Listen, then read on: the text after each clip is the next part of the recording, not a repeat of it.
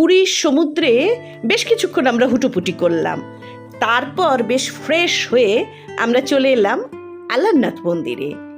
এই মন্দিরের কিন্তু একটা গল্প আছে, সেই গল্পটা আপনাদের বলবো।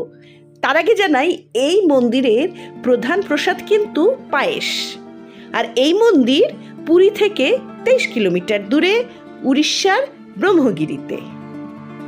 জগন্নাথ দেবের রথযাত্রার ঘটনা আমরা সবাই জানি।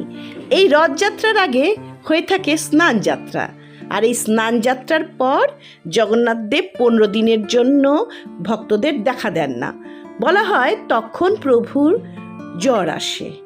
সেই সময় জগন্নাথ দেব এই আলারনাথ রূপে ভক্তদের দেখা দেন।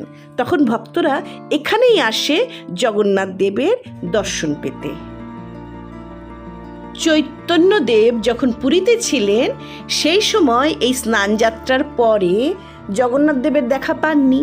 সেই সময় তিনি বেশ মুষড়ে পড়েছিলেন। তখন শোনা যায় জগন্নাথ দেব তাকে স্বপ্নে দেখা দেন, বলেন এইখানে চলে আসতে, এই আলারনাথ মন্দিরে। আরেকটা কথা তো বলতে ভুলে গেছি, এই যে 15 দিন আলারনাথ দর্শনেই জগন্নাথ দেবের দর্শন হয়, এই সময়টাকে বলা হয় আনাসার বা আনভাসার। আলারনাথ মন্দির সকাল 6টায় খোলে আর রাত 9:30টায় বন্ধ হয়ে যায়। মহাপ্রভু চৈতন্যদেব যখন এই মন্দিরে ভগবান দর্শনে এসেছিলেন এবং দর্শনে অভিভূত হয়ে তিনি যে পাথরের ওপর পড়ে গিয়েছিলেন বা বিশ্রাম নিয়েছিলেন বলা যায়, সেই পাথরের ওপরে ওনার শরীরের ছাপ রয়ে গেছে।